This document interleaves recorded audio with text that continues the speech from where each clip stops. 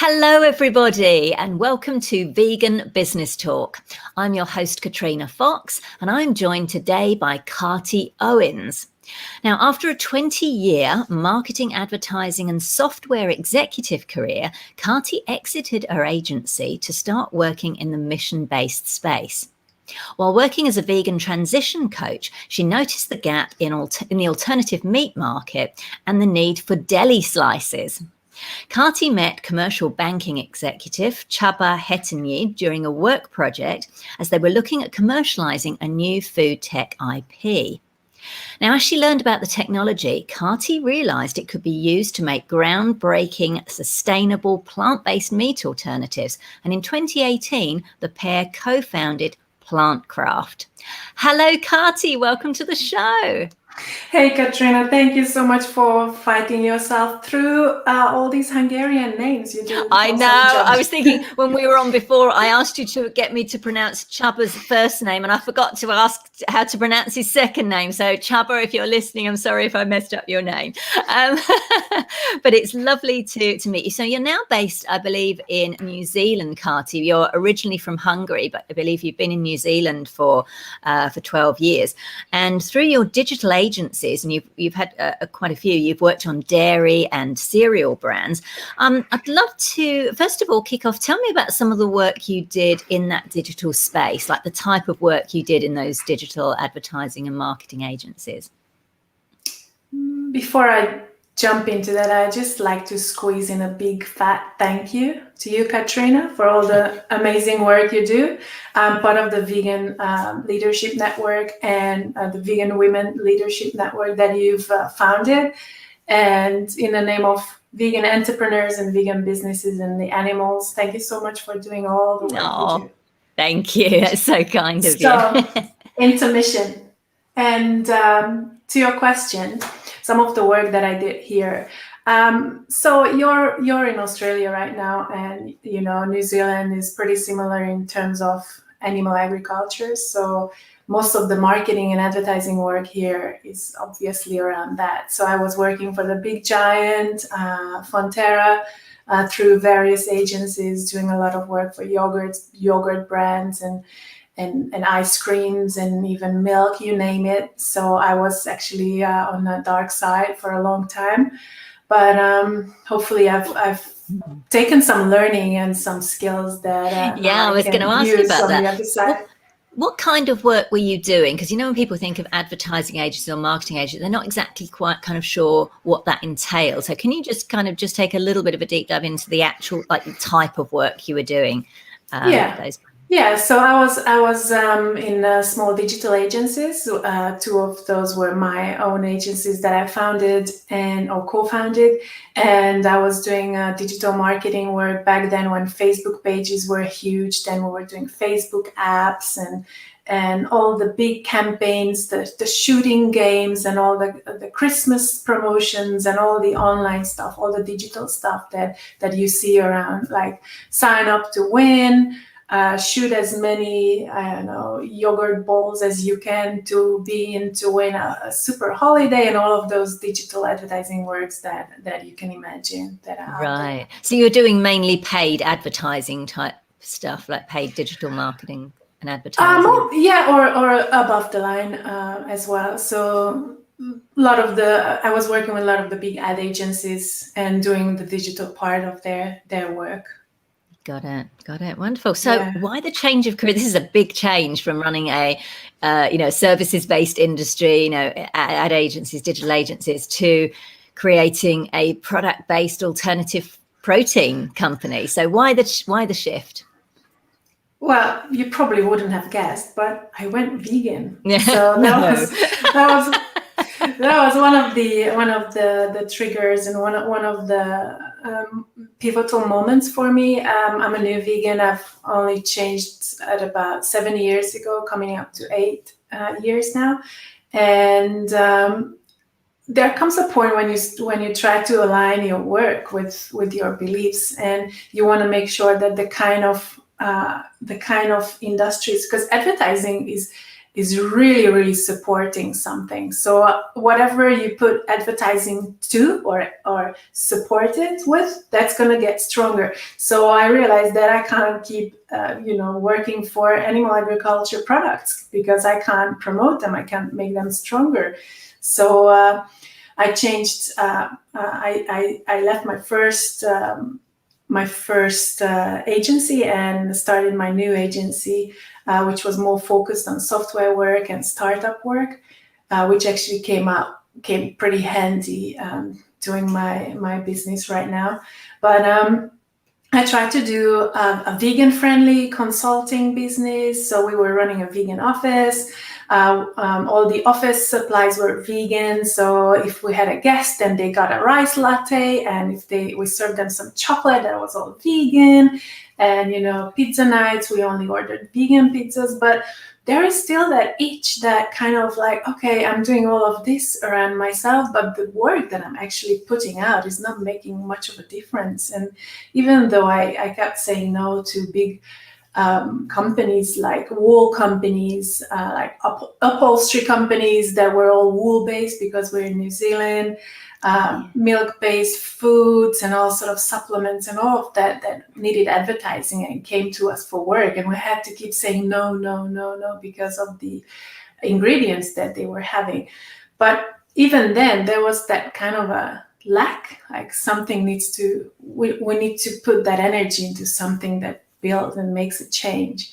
And then the biggest pivotal moment really for me was when I met on an event. I've seen Johan Rockström speaking live. He's one of the lead scientists at the Stockholm Resilience Institute. And he basically said that we are scientists, we're trying to communicate to you guys that there is something really bad going on in the world, but we're scientists, we're really bad at communication. So guys, please do something. If you are thinking about something, don't wait for it, don't contemplate, do it now. And that kind of hit it home for me. And I was like, okay, all right, let's do something. And so I started winding down my company, and I didn't actually have anything lined up. Wow, you took the leap. I did. Wow. So how did it happen that you came to create PlantCraft? I believe you met Csaba, who's a commercial banking executive. I love that you've got these very different backgrounds. Yeah, he's more of a he's been working for longest time in project financing, and he was working with big banks over in Hungary in Europe. We were basically introduced to each other through a common acquaintance, and Csaba had this food IP that he acquired during one of the banking transactions when he acquired a pasta factory. And he knew that he's a finance guy. He doesn't have the ability to build a brand, and he knew that he might need to do a startup kind of setup.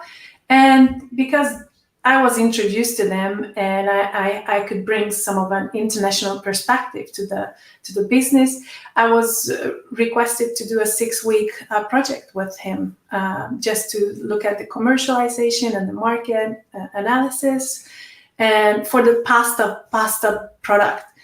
And as I was looking into it, and I was seeing all the other possibilities in it, I was telling them that no, this shouldn't be a pasta product. We need to make this and go back to the drawing board and go back and spend some more time and money on research and turn this into a meat product.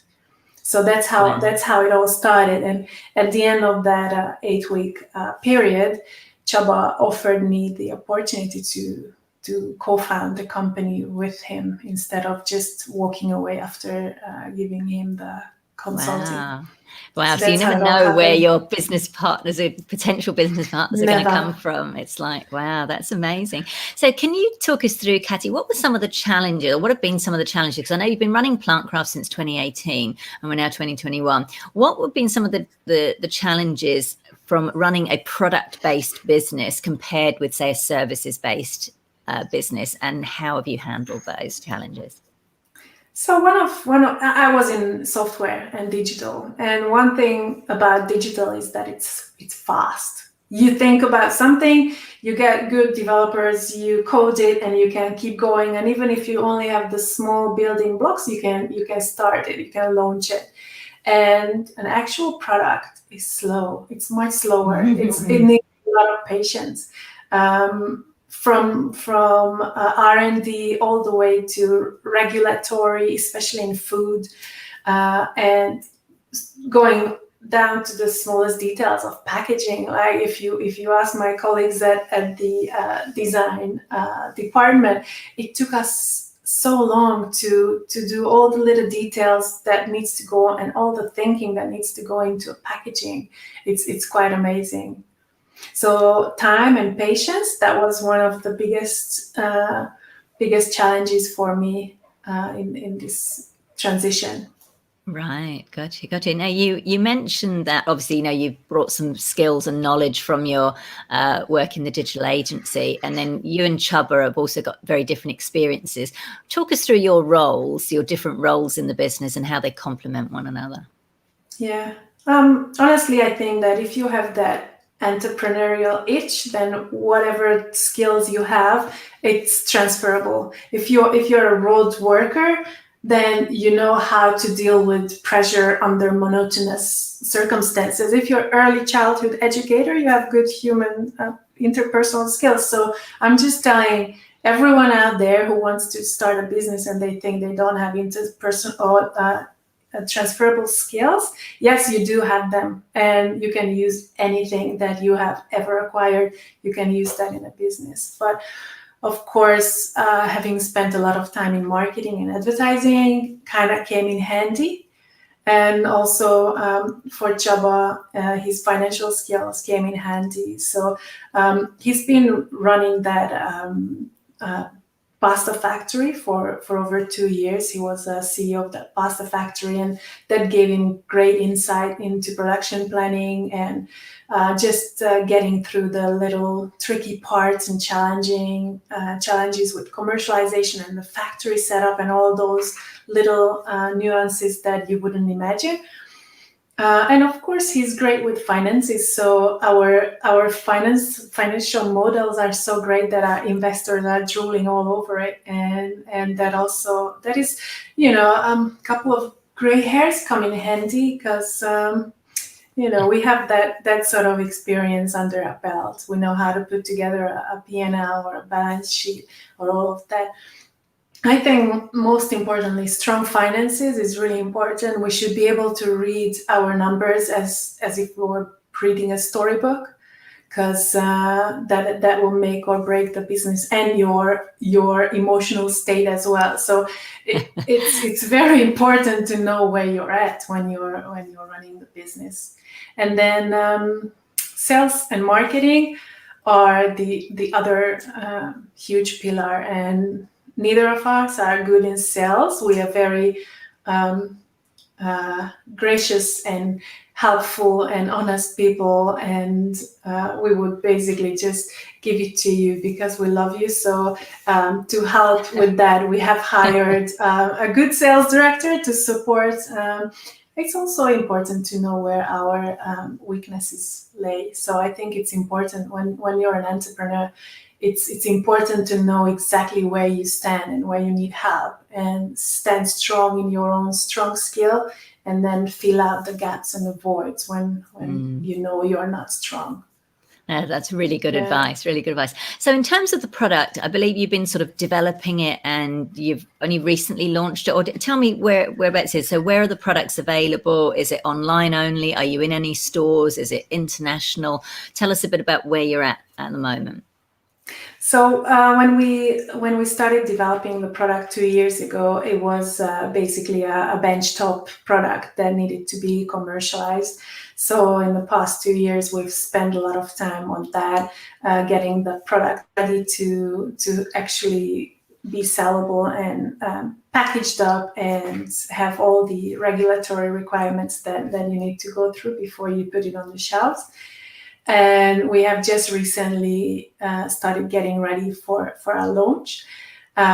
We are focusing on the United States as our first primary market, but we are planning to go global pretty soon after that. We are just working on establishing the brand in the US. So our focus and our beachhead market is currently South California region. We are launching in Los Angeles in an amazing little supermarket chain called Erewhon. We are just in the process of putting that up on our website. So we are going to be on the shelves from the 1st of May.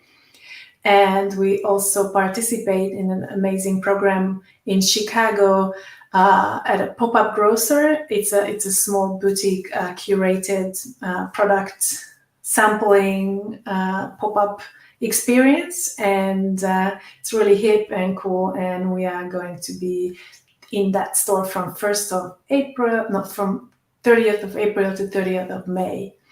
But we are currently building out our sales as we speak. So if you really want to see where we are going to be available, I think it's best to follow us on social media or our website. We are just in the process of putting up the store locator. For sure. So in terms of the product availability, you're based in New Zealand and you're launching in the US. So how does that work in terms of like, where is it manufactured? How is it I'm just curious how that kind of works. Yeah, I think you should get used to this sort of setup, because I believe this is the future. I believe that we don't need to be physically planted somewhere, running a huge apparatus and paying for accommodation and travel and air freights and all of that. I think this model that we are following right now will be much more accepted and normalized in a nearby future. And I think that it was already going that way before COVID, but COVID really solidified it. And, us speaking like this and Zoom meetings taking place, that's just going to be very normal. So currently we have our team, our R&D in Hungary. We have our R&D, our own lab and some testing facilities in Hungary, and some of the commercialization team and operation planning team are in Hungary. We do have 2 factories in Hungary that co-manufacture for us for the European region. But we also have an American, we have a very strong sales and marketing team in the United States. They are also working remotely. So even if I was physically in the United States, I would still be working with them remotely. So it's basically, it's just a little fun that every time we have a meeting. This morning I had a meeting with my US team, and we greet each other saying, hey, good morning, good evening, good afternoon, because we are all over the world. Of course. So do you have a co-packer in the US as well, or are you shipping? Yes, we do. You do, yes, great. We do. Yeah. So you're keeping it sustainable. Yeah. Right. Yeah, that's our model, that wherever we plant operation, we start working with co-packers. So hopefully we are coming this side of the earth soon as well. And when we are going to work on our Asian operation, then it's going to be possibly here or across the ditch. Right, because you're doing both retail and food service as well. You're doing retail and food service. Yes, we do. Some of our products are really great for food service. So our first products are pate, which is the original pate. It's not very well known in the United States, but we here in anywhere in the European origin, UK, and here in New Zealand, Australia, we love our pate. It's a livery meaty spread that we can either slice or spread, and that's our first product that hits the shelves. And soon after we have the pepperoni coming out.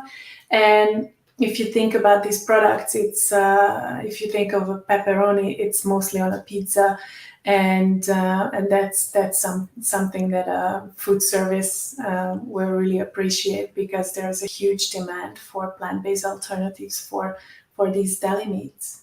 Nice, very good. So like you've identified, because obviously the plant-based protein space, you know, the alt protein space is big and it's growing and there's constant new innovations. I think it's good that you've identified a specific area to focus in on. I also think it's interesting that, you know, you launched the company in 2018, but it's only really kind of now that you're going into launch. So it's giving people a realistic idea of what it takes to launch an actual product. And I don't typically interview startups on the show, but I know because you had that 20-year history with running your own agencies and running your own business, you're already an entrepreneur.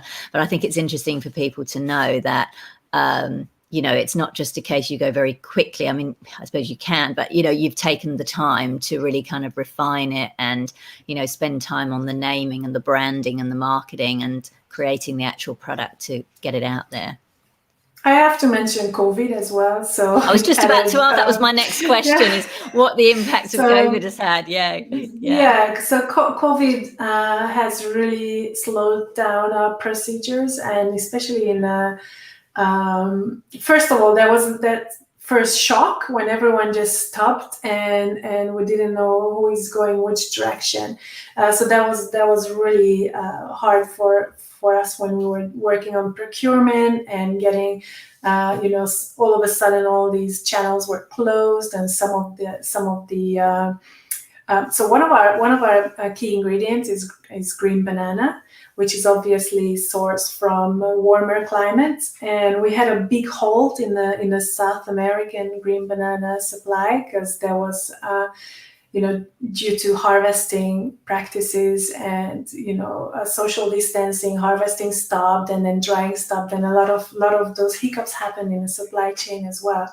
But the biggest hit that we suffered was really the loss of events and trade shows and expos, and that used to be the normal channel for new brands to start working in the industry, finding partners, finding buyers, finding collaborators, and that all stopped. And it took a while until the industry actually woke up and understood how to leverage the digital tools and a lot of new online services started popping up, and online buying platforms.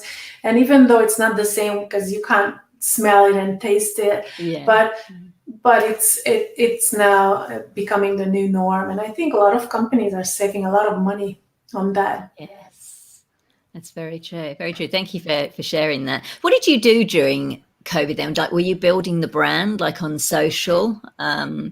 What you, how, you know, because you weren't able to go to those trade shows, and you know you were doing online, because I know like with some other brands they've spent that time kind of creating some excitement about the brand or building the social. Were you doing anything along those lines? Yeah, our approach was a little bit different, because we originally wanted to move to, like, physically and personally move to the United States for the launch, and when we realized that that's not going to be possible, we were a little bit worried that, hey, maybe we won't be able to launch this brand remotely. So I was stuck here in New Zealand and Csaba was stuck in Hungary, and so we decided to use that time to actually build out our operations and commercial planning in respectively in our own areas or regions, which actually gave us a great advantage, because that's when Csaba built out operations in Europe, and I basically have the whole system ready to go here in New Zealand, Australia, so the Pacific region. And even though we thought that would be plan B or plan C, and luckily we didn't have to do that. We could continue with our original strategy and move into production and commercialization in the United States without having to be there personally.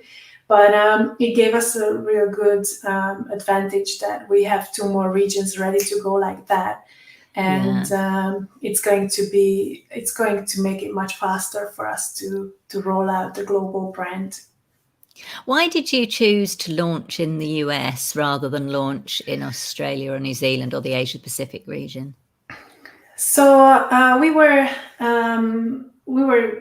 part of the ProVeg incubator, which is a plant-based, amazing plant-based incubator in Europe. I actually moved there 2 years ago to live in Berlin for 4 months while that program was going. It was amazing, and we were selected to represent ProVeg on the Seeds and Chips, which is it's a huge expo, part of Tutto Food Milan. And we met a lot of American investors, industry players, food scientists, and restaurateurs, entrepreneurs. And they tasted our products, they saw our concept, and they basically told us that we can't afford not to go to the United States. The country is very ripe for the plant-based innovation, and especially right now, after suffering from COVID and being much more aware of the disadvantages of consuming meat, not just from a pandemic perspective, but also, having a strong, resilient body and a healthy immune system. There is a huge demand and it's an incredibly growing demand for plant-based foods in the United States. And it's huge. It's 300 million people. It's kind of a unified market. So if we wanted to do it here in New Zealand, that's for 5 million people. And a lot of them are heavily invested still in animal agriculture. So that was a right decision for us to do. So you mentioned that obviously it's a big audience, but there's also, and as you say, plant-based innovation is really growing there. So, and obviously lots of, different alternative proteins and brands popping up. How do you stand apart? What's your point of difference?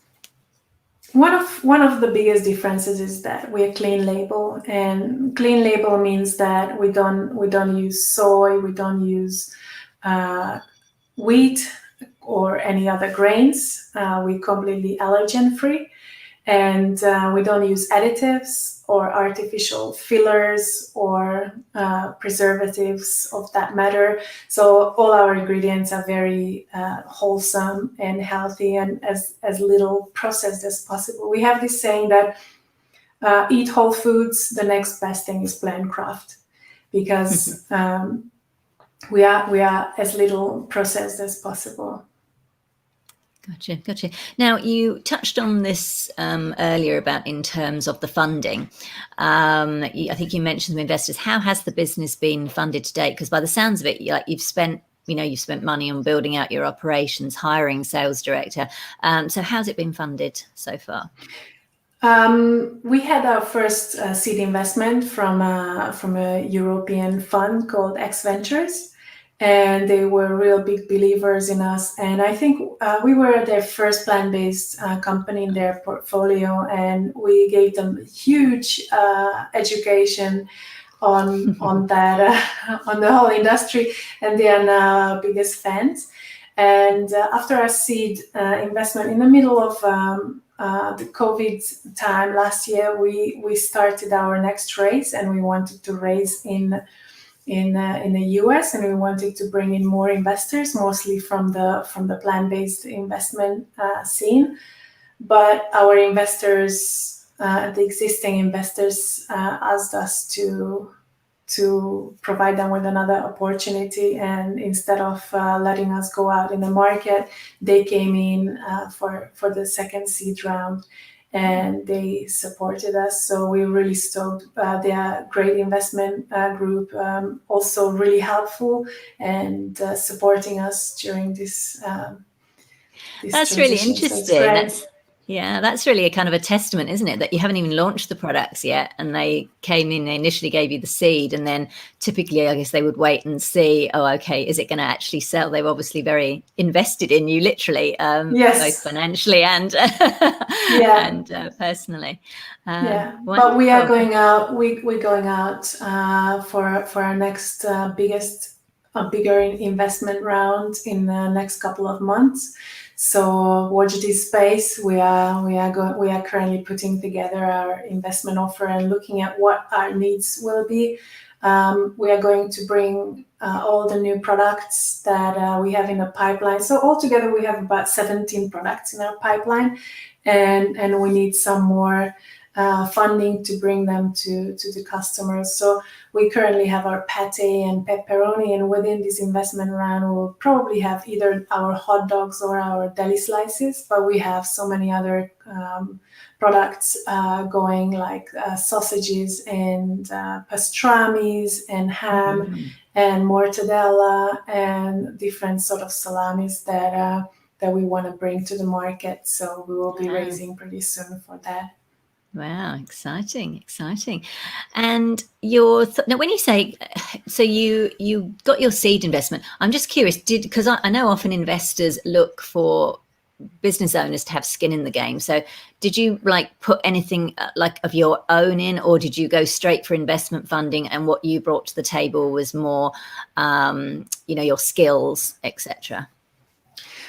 Well, first of all, Csaba had the IP which he purchased. So the IP itself is actually a tangible material that he put into the business, and I did the whole commercialization and business plan and the idea at the beginning, which I put into the business. But after that, we spent the first year completely bootstrapping. Right. So we actually left our work and our businesses, and we completely bootstrapped everything, including the first phase of development. So that's not even bootstrapping, because we didn't have any income. So that's basically just funding it from our own pockets for the first year. I think that's useful to know. I'm glad you mentioned that, because I think sometimes there's an assumption that investors might come in straight away, and sometimes they might, but more often than not, they kind of want to see that you've got some skin in the game. So I'm glad I asked you that. Now let's talk about the marketing and advertising, because this is your area. You've got 20 plus years experience in digital marketing and advertising.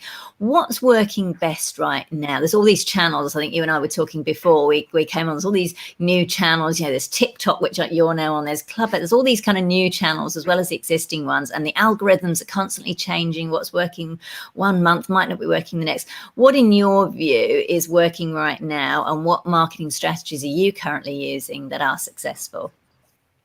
So I know a lot of your viewers actually aspiring entrepreneurs, and I just want to put it out there that you don't have to build up 20 years of experience, because this space is constantly changing. And my knowledge 20 years ago is so obsolete right now, I can't even use it. Like, don't feel discouraged. And if you're just open and look at the current tools, you'll be fine. But having said that, I think there are two important skills that are still the most important. One is a strong brand, and when I'm saying a strong brand, it's not a color or a logo. It's the whole brand exercise, and the deep knowledge and the values and the understanding of what your brand stands for and how it communicates down to the smallest letter, and how the tone of voice will be when you're interacting with your customers, and what you want to make them feel, and what sort of tribe you're building. I think that is still the most important, and that's the only tangible thing that never changed during my career. But in terms of tools, and especially for food products, Instagram is key, and it's currently, of course, it's very visual, and you can post videos and mouth-watering foods, photos, and you can look behind me. I have my little studio here, and we do all these photo shoots all the time, and it's amazing fun. We put love into it, and it really sells. But there's something new that I've just recently heard in an amazing conference called Bread and Jam in the UK. They had a panel up there with buyers, Sainsbury's and Asda's and all of those guys, and they were telling us that actually, because there are no expos right now where they can go and find new products, they are actually looking at Instagram as their main source for new product. And so they are actually going down rabbit holes, digging down, trying to look for new brands that are out there. And they mentioned that they really like very specific hashtags, so that if you put out London vegans, then they'll know that this is something that is available in their area. Also, make sure that you feature your brand or your product package on your Instagram photo. Otherwise, it will just look like a recipe that they can easily go past. So these are some little hints that might be helpful. And of course, we're experimenting with TikTok. It's really new for me, and I'm in that age when I'm looking at it and I'm just raising my eyebrows. And I'm not sure why are you looking at people eating food, but I'm sure it's very entertaining. But because we are experimenting, we actually did something brave and new, and we actually hired an 18-year-old girl. We gave her a bunch of product, and we told her to go and play with it, and we gave her full freedom in terms of creativity and product use, and she's just having a blast on TikTok currently. So we'll see where that takes us. Wow, I love that you're experimenting. Like you say, there are certain things that can get obsolete, the tools, but I loved what you said about the basic parts of it, like the brand voice, the market, all of that. It's a bit like storytelling. My background's journalism. I think storytelling is not going to go away. It's like people want to know that. So, and those were some really helpful tips. I think that's really helpful to know that buyers, because you wouldn't typically think of buyers poking around on Instagram. You think of them, maybe they'll be on LinkedIn, and probably they are as well, to connect with people, but to actually look for the products, that's really interesting. And especially a little tip about the hashtags. So thank you for that, Kati. Now, on terminology, I noticed on the front of, like, on your packaging, you're very front and center. I mean, obviously the company's called PlantCraft, but you're quite front and center using the term plant-based as opposed to, say, vegan. And I know, and obviously there's no right and wrong in any of this. I like to ask people their choice of, why they choose a particular word or not. So tell us a little bit about your choice of the word plant-based, and particularly to have it front and center of the packaging rather than just maybe in small letters on the back. So just talk us through that a little bit. Yeah, it's actually not as difficult or complex as it seems. The main reason is that in the United States, the expression plant-based is much more widespread. And in the UK, for example, vegan is much more widespread. Mm. And if were we launching in the UK, we probably would have used vegan. And that's as simple as that. On the other hand, we also really, really focusing on flexitarians. So our primary buyers are not the vegans or vegetarians. We think they are already in the right spot.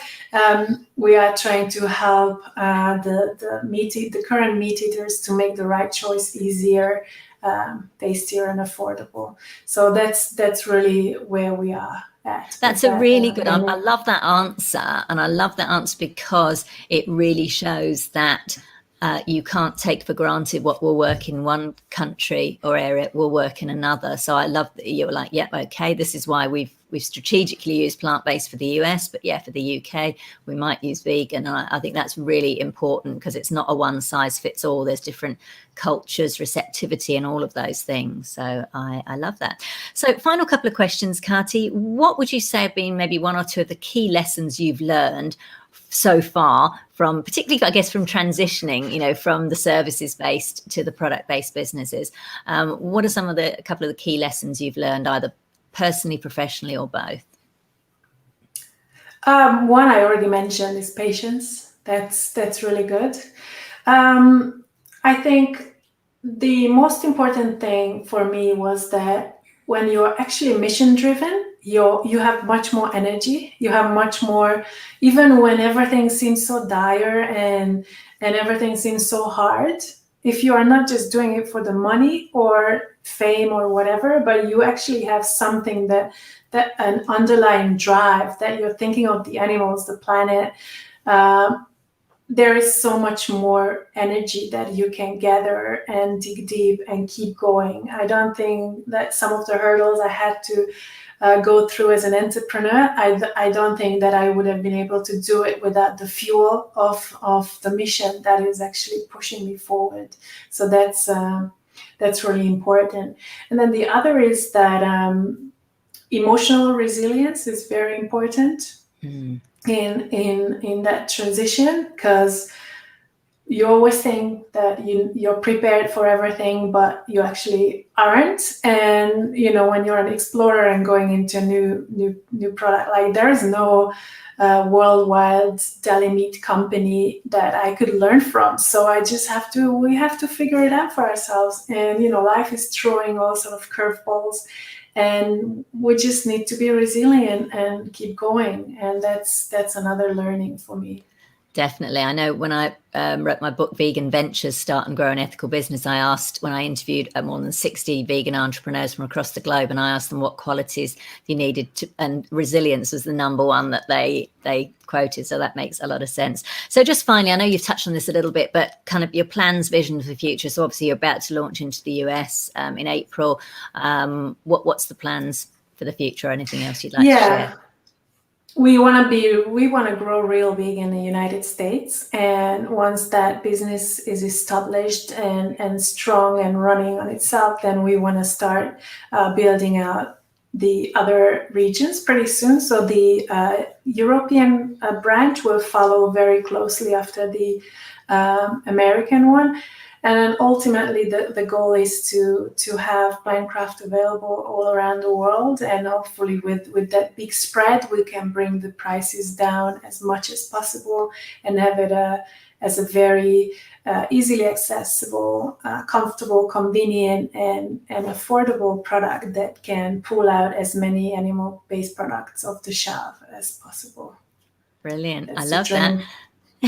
So if people want to find out more, your website is plantcraft.com, and they can also find you on social there. Well, I'm personally looking forward to when it eventually comes to my neck of the woods so I can taste it, because it sounds wonderful. I love the fact that it's the clean as well. It's interesting that the clean label as well, like the healthy side of things. Not that everything has to be healthy. People want their treats, but I like the fact that you've kind of, really found quite a unique selling point in that it's a food that people like with the taste, and it's also happens to be, pretty healthy, which is great. So thank you so much for joining me today, Kati. If you just hang on when we finish the broadcast, I will briefly chat with you afterwards. But thank you so much for joining me today. It's been such a pleasure speaking with you. I think you've shared some really great tips, and I'm excited about your future with PlantCraft. Thank you for having me. It's a pleasure. Bye, everyone, and thanks for tuning in.